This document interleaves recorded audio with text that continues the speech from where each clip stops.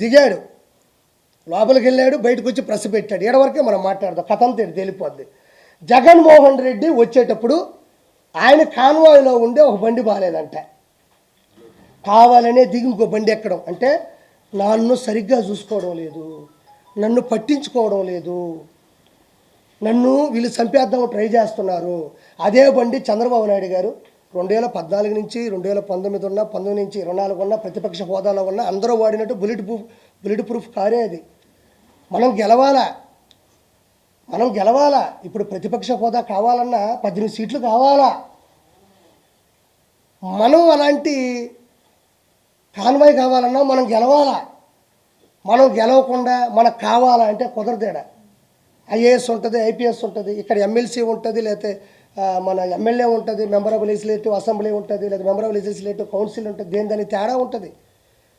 మనం గెలవడంలోనో, ప్రజల చేత ఎన్నుకోపోవడంలోనో, మన మెజారిటీ వల్ల మనకు వచ్చేటువంటి స్థాయి ఉంటుంది తప్ప, మనం గబగబా దిగేసి ప్రాంక్ వీడియోస్ చేస్తారు చూడు, గబగబా ఈ బండి దిగి ఆ బండి ఎక్కినంత మాత్రాన జగన్మోహన్ రెడ్డి చెప్తున్నా, నీకు ఎవడు కొత్త బండి ఎవడు, ప్రభుత్వం ఏదైతే నియమిస్తుందో ఆ బండే ఇస్తారు నీకు. ఒకటో పాయింట్, దాన్ని జనాల ముందు ఫోకస్ చేయడం. నన్ను అంటే ప్రజలు ఒక చోట ఉంటే మనోడు ఉడికెత్తిపోతాడు. ప్రజలు ఒక చోట ఉన్నాడంటే ఉడికెత్తిపోతాడు. ఆ ఉన్మాది ఎట్ట ఉడికెత్తిపోతాడంటే వాళ్ళ ముందు చేయాలి. అంటే వాళ్ళ ముందు చేస్తే కదా, అమ్మో జగన్మోహన్ రెడ్డికి బండి తీసేసి ఆ బండి ఇచ్చారు, ఆ బండిలో చంపేస్తారేమో అందుకని ఇంకో బండి ఎక్కాడు అనేది అక్కడ చిత్రీకరించడానికి ట్రై చేశాడు. ఇది ఒకటో పాయింట్, జనాలు తెలుసుకోవాలా. రెండో పాయింట్, వచ్చిన తర్వాత ఏం చేశాడు, బండి డోర్ తీసి చక్కగా నోరు ఓపెన్ చేసి ఇలా పెట్టి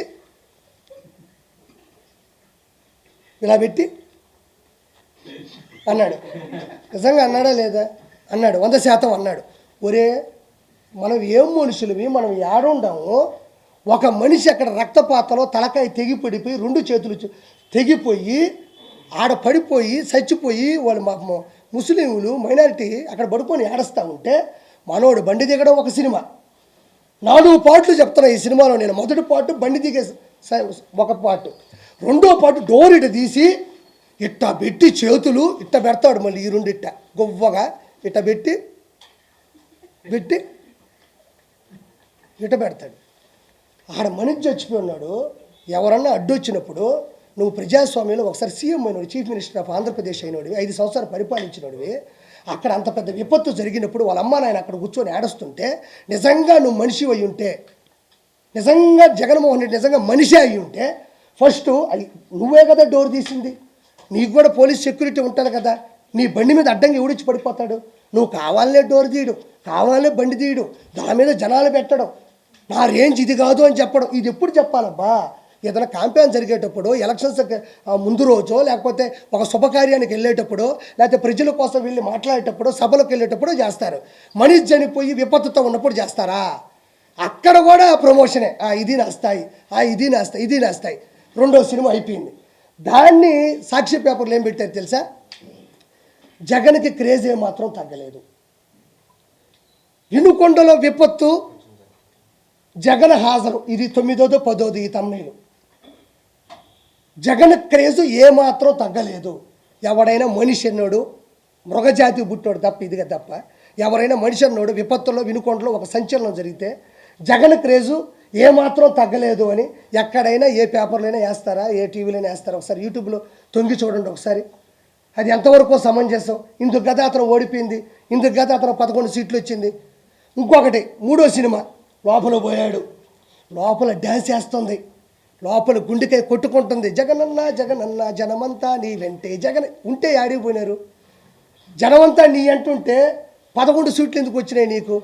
ఆడ కూర్చున్నాడు, ఆడ కూర్చోకొని వాళ్ళందరినీ పెట్టుకొని, మైండ్ చెడిపింది ఆ మనిషికి, పెట్టుకొని ఇంకా స్టార్ట్ చేశాడు. ఏం కాదమ్మా, నీ కొడుకుకి న్యాయం జరుగుతుంది, నేను ప్రతిపక్ష హోదా లేకపోయినా ప్రతిపక్ష నాయకుడిగా ఉన్నాను, నేను పోరాడతాను, నేను నిలదీస్తాను, నీ బిడ్డ పోవడం నాకు బాధగా ఉంది. ఆడిపోయి అమ్మ ఒడమ్మా మనిషికి 15,000 అన్నాడమ్మా, ఒకరికి 15, ఇద్దరికి 30 చెప్తారా? వాళ్ళకి అర్థం కాదు, నోరు తెరుచుకొని చూస్తూ ఉన్నారు. అతను కూడా ఏమన్నా ఏడుస్తాడేమో, అతను కూడా ఏడిస్తే మనం కూడా పైన పడిపోయి ఏడద్దాం. బాధ ఉండలేదు ఎవరికైనా. మనం కూడా అమ్మ నాయన చచ్చిపోయినప్పుడు తట్టకని ఎవరిని వస్తే పైన పడి ఏడ్చేస్తాం. వాళ్ళంతా బాధ తప్ప హృదయంతో ఉంటే ఇతను పోయి మనిషికి 15,000, ఇంకోడికి 30-45,000 అన్న. వాళ్ళు బిత్తరపోయి చూస్తున్నారు, ఈయన్ని ఏడెందుకు చెప్తున్నాడు అంటే అతనికి ఎక్కడ ఏం మాట్లాడాలో తెలియనంత మనస్తాపానికి గురైపోయినాడు, మనస్సు చెలించిపోయింది, ఒక సైకో అయిపోయినాడు.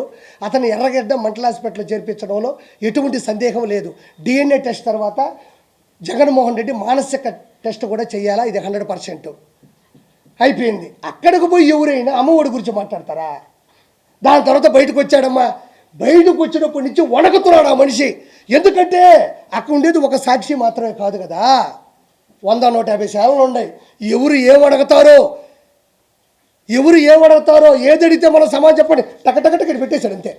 ఇంకా టకటక 1 by 1 వెళ్తున్నాడు. ఇది తప్పు. కళ్ళు మూసు కళ్ళు తెరిస్తే మన ప్రభుత్వం వచ్చేస్తుంది. రాష్ట్రపతి పాలన కావాలా, ఈవీఎం ట్యాంపరింగ్లు, ఫస్ట్ ప్రత్యేక హోదా కావాలా, తర్వాత ప్రతిపక్ష హోదా కావాలా, తర్వాత ఈవీఎం ట్యాంపరింగ్లు, ఆ తర్వాత కళ్ళు మూసి కళ్ళు తెరిస్తే 5 సంవత్సరాలు అయిపోతాయి. ఆ తర్వాత రాష్ట్రపతి పాలన కావాలా. పెట్టుకున్నాడు, చదువుకుంటూ వెళ్తా ఉన్నాడు. పాపం ఎవరో ఒక వ్యక్తి వచ్చి మధ్యలో సార్ అన్నాడు, నువ్వు ఆంధ్రజ్యోతి అన్నాడు. సార్ అంటే మొహం చూసిన తర్వాత కింద చూస్తే కదా ఆంధ్రజ్యోతి ఏదో తెలుస్తుంది. గబక్క నీది ఆంధ్రజ్యోతి అనే అతని మీద సీరియస్ అయిపోయినాడు. ఎందుకు సీరియస్ అయిపోయినాడు? అతను ఒకటి రాసుకో ఉన్నాడు, అది రాసుకుని అతను పంపించేసేయాలి. మీరు మధ్యలో క్వశ్చన్ అడిగితే మీరు ఏం క్వశ్చన్లు అడతారు తెలుసా? సార్ మాచర్ల నియోజకవర్గంలో గుండ్లపాడు అనే గ్రామంలో తోటా చంద్రయ్యని జై చంద్రబాబు ఉన్నారని కంఠం కోసేశారు, అప్పుడు మీరు ఎందుకు పరామర్శించలేదు అని మీరు అడగతారని భయంతో మీ మీద కసురుకున్నాడు. అమర్నాథ్ గౌడ్ని ఒక 10వ తరగతి చదువుతున్న కుర్రాడు వాడు అక్కను పట్టుకొని ఏదో తప్పుడు మాట్లాడి ర్యాగింగ్ చేస్తే తట్టుకోలేక నిలదీస్తే కిరోసిన్ పోసి కాల్ చేస్తే మీరు ఎందుకు పరామర్శించలేదని మీరు అడగతారని భయపడ్డాడు. అనంతబాబుని ఒక ఎమ్మెల్సీ తన డ్రైవర్ సుబ్రహ్మణ్యం చంపి డోర్ డెలివరీ చేస్తే ఆ రోజు మీరు ఎందుకు వచ్చి పరామర్శించలేదని మీరు అడగతారని భయపడ్డాడు. సొంత బాబాయిని గొడ్డలు పెట్టుకుని ఎర్రగంగిరెడ్డి, దస్తగిరి, వీళ్ళందరూ సునీల్ కుమార్ ఎవడు యాదవ్ కావచ్చు, అవినాష్ రెడ్డి కావచ్చు, ఒక 5-6 మంది అక్యూజులు కలిసి మీ బాబాయిని చంపేస్తే ఆ రోజు కూడా మాట్లాడి వెళ్ళిపోయావు, కానీ కన్నీళ్లు మీరు ఎందుకు పెట్టలేదని మీరు అడగతారని చెప్పేసి ఆ వ్యక్తి భయపడిపోయాడు. లేకపోతే ప్రెస్ వాళ్ళు అడిగే క్వశ్చన్లకి ఇవ్వడం నా బాధ్యత. మొన్న కూడా చాలామంది నేను మాట్లాడినందుకు 4-5 క్వశ్చన్లు అడిగారు. నేను మాట్లాడేది మీరు టెలికాస్ట్ చేయడానికి వచ్చిన పని అయితే మీరు ప్రెస్ వాళ్ళు ఎవరు? మీకు వచ్చిన క్వశ్చన్లు, డౌట్లు, నన్ను నిలదీయడం, నన్ను ప్రశ్నించడం, నన్ను ఎదిరించడం, అవసరమైతే నన్ను బెదిరించడం అనేది ప్రెస్.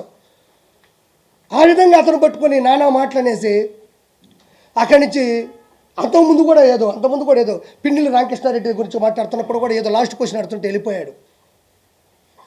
అంటే ప్రజలని ఏదో మభ్య పెడదామంటే అందరూ చదువుకున్న వాళ్ళు, 170 సీట్లు 164 శాసనసభ్యులు గెలిచారు, 21 ఎంపీ వచ్చింది. నేను ఈరోజు ఒకే ఒక మాట మాట్లాడుతూ ఉన్నా. 26 జిల్లాల్లో ఉండే 175 నియోజకవర్గాల్లో పులివెందుల, రాజంపేట, బద్వేలు, పొంగనూరు, తంబాలపల్లి, తర్వాత వచ్చేసి దర్శి, ఎర్రగొండపాలెం, మంత్రాలయం, ఆలూరు, పాడేరు వరకు 11 నియోజకవర్గాలు మాత్రం ఎందుకు గెలిచినావు? కడప, రాజంపేట, తిరుపతి, అరకు 4 ఎంపీ సీట్లు మాత్రం ఎందుకు గెలవాల్సి వచ్చింది? 11 నియోజకవర్గాలు 4 ఎంపీ సీట్లు మాత్రం గెలవాల్సినంత అవసరం ఏముంది? జనాలు ఆ రోజు కూడా చెప్పులతో కొట్టి చేత్కరించారు. ఈ రోజు నేనేమంటున్నా అంటే నా బాధ ఏమీ లేదు. ఫైనల్గా మీకు చెప్పేది ఒకటే, ఇతను రావణ కాష్టం సృష్టిద్దామని బీహార్ నుంచి కొన్ని వేల మంది జనాలు తీసుకొని వచ్చేస్తారు. 140 నుంచి 160 సీట్లన్నా వేమిరెడ్డి గారు గెలుస్తారన్నా, పవన్ కళ్యాణ్ గారు భారీ మెజారిటీతో గెలుస్తారన్నా, తిరుగులేని మెజారిటీ కూటమి గెలుస్తారని చెప్పిన జగన్మోహన్ రెడ్డి వెంకటేశ్వర స్వామి చేత కాలుతో తన్నించబడతాడని కూడా మీకు చెప్పిన. ఈరోజు కూడా చెప్తా ఉండా, అతను రావణ కాష్టం సృష్టించడానికి సిద్ధంగా ఉన్నాడు. అంటే మధ్యంతర ఎన్నికలు అంటే ఏమంత అవిశ్వాసం జరిగింది, ఏమంత అవిశ్వాస తీర్మానం ఉంది, ఏమంత ఒక వ్యక్తి, ఒక రషీద్ అనే కుర్రాడు, ఒక జలాన్ అనే కుర్రాడు, ఇద్దరు ముస్లిం మైనారిటీ సభ్యులు, ఇద్దరు కూడా ఆల్రెడీ వైఎస్ఆర్సీపీలో ఉన్నోళ్ళే. వాళ్ళు వైఎస్ఆర్సీపీలో ఉన్నారు, ఫోటోలు దిగుతున్నారు. వాళ్ళు ఒక 5-10 సంవత్సరాల నుంచి కూడా గొడవలు పెట్టుకొని పెట్రోల్ మీద వాళ్ళ బైక్ మీద ఇతను దాడి చేయడం, వాళ్ళ చెల్లిని ఇతను ఏదో అనడం, వాళ్ళ మీద కూడా ఎఫ్ఐఆర్లు కూడా ఆల్రెడీ బుక్ అయ్యి ఉండే స్థానికంగా కూడా వినుకొండలో. ఇవన్నీ ఉన్నప్పుడు జగన్మోహన్ రెడ్డి ఒకటి చేయాలి, రావాలి, అమ్మ మేము ప్రశ్నిస్తాం, మీకు న్యాయం చేస్తాం, మీరు చనిపోయిన దానికి మేము బాధపడుతున్నాం, డబ్బులు ఇప్పిస్తామని చెప్తాం. వచ్చి రాగానే ఇది చేసింది టీడీపీ వాళ్ళిద్దరూ వైఎస్ఆర్సీపీ అయ్యి ఉంటే, నీ కార్యకర్తలు అయ్యి ఉంటే, వాళ్ళకి పడకపోతే వాళ్ళు చచ్చిపోయినా కూడా ఒక మనిషిని విడదీసి టీడీపీలు వేస్తావా? అది ఎంతవరకు సమంజసం? అదేమన్నంటే ఫోటో దిగు, ఏమయ్యా నేను కూడా ఒక బర్త్డే చేసుకుంటా, 10 మందిని పిలిస్తే 20 మంది వస్తారు, వాళ్ళు వచ్చి నాతో ఫోటో దిగి నోట్లో ఒక కేకు పెట్టినప్పుడు నోరు మూసుకుని ఉంటాను నేనా? నోరు తెరుస్తాను కదా, నోరు తెరిగినా అది సభా మర్యాద కదా, నోరు తెరిగినా. వాళ్ళు ఏమన్నా చెప్పండి, ఏమన్నా ఎమ్మెల్సీయా, జడ్పీటీసీయా, ఎంపీటీసీయా, లేకపోతే వాళ్ళు ప్రధాన కార్యకర్తలా, లేకపోతే మీ చేత సభ్యత్వం తీసుకున్న వాళ్ళు వైఎస్ఆర్సీపీ టీడీపీ అని చెప్పడానికి, లేకపోతే ఇంతకుముందు ఎమ్మెల్యేలా, లేకపోతే ఒక స్పోక్ పర్సన్సా, లేకపోతే అంతర్జాతీయ ప్రధాన కార్యదర్శులా, వాళ్ళని వీళ్ళు టీడీపీ అని చెప్పడానికి వాళ్ళు చేసినటువంటి ప్రోత్సాహంగా ఉన్నటువంటి వాళ్ళకు ఉన్నటువంటి పదవి ఏంది? వాళ్ళు సామాన్యంగా ఎవరుంటే వాళ్ళ జోలికి వెళ్ళేవాళ్ళు. కాబట్టి ఆ విషయంలో కూడా వాళ్ళిద్దరు వైఎస్ఆర్సీపీ కార్యకర్తలు వాళ్ళు కొట్టుకున్నారు, చనిపోయారు. కానీ అందరం కూడా బాధపడాల్సిన విషయం ఏంటంటే వాళ్ళు ఆ విధంగా కొట్టుకోవడం, చనిపోవడం, నడి రోడ్డు మీద కూడా జరగడం అనేది వాళ్ళ తల్లిదండ్రులు తీరని దుఃఖం. అది వాళ్ళు త్వరగా కోలుకోవాలని ప్రభుత్వం కూడా వాళ్ళకి మంచి చేయాలని మనస్ఫూర్తిగా కోరుకుంటాం తప్ప అది వచ్చేసి టీడీపీ వీళ్ళు వచ్చేసి అంటే అతను పరామర్శించాలంటే ఎన్ని పరామర్శించకూడదు. ఒక చిన్న రుజువు ఇస్తాను. మనోడు ఏమన్నా అంటే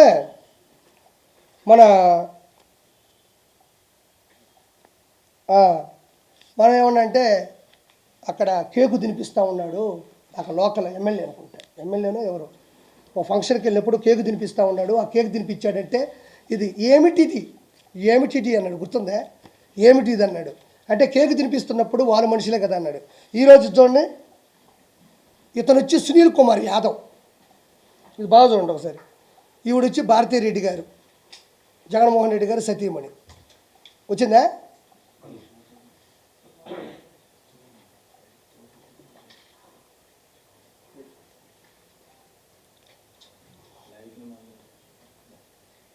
ఓకేనా? అంటే ఈ సునీల్ కుమార్ యాదవ్ అనే వ్యక్తి